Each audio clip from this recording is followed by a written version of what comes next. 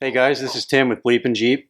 Here is the over knuckle steering on the white Jeep, and a lot of you guys were really interested in the tie rod roll, if that was a problem, and how we got around it.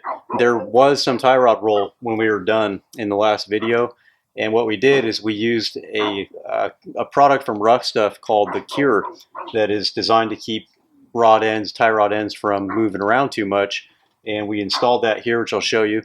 And it is absolutely phenomenal, and there is literally close to no tie rod roll, which we'll demonstrate here in a second.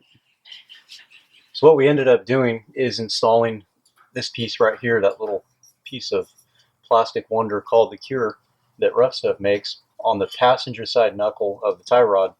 And what that does is it doesn't allow your drag link to rotate your tie rod, and it keeps everything nice and stiff.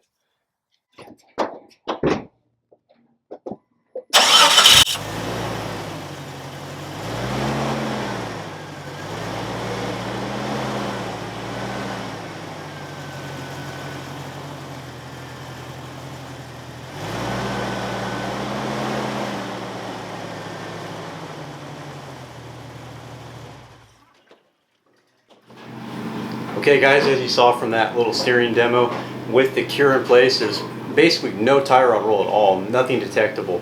I had this Jeep on the freeway this morning at 70 miles an hour for a sustained period of time, and it was true as can be. It actually feels better with this steering setup, being over the knuckle and big old heavy tubes, than the factory steering on my green Jeep that I drive every day. It tracks better, it's even more responsive, and also I don't even have a steering stabilizer on this setup yet, and I may not even put one on.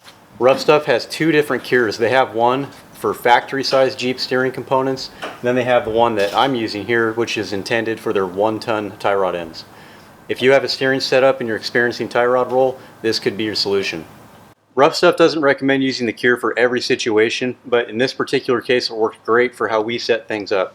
So if you want to learn more about this product, be sure to go to RuffStuff's website, which you can find a link to in the video description. If you want to learn more about this steering setup and how we did it, go to the video description. I'll have a link to a complete video on what we did here. Alright guys, that's it for today's video. Be sure to check out BleepinJeep.com as well as RuffStuffSpecialties.com, and we'll see you in the next video.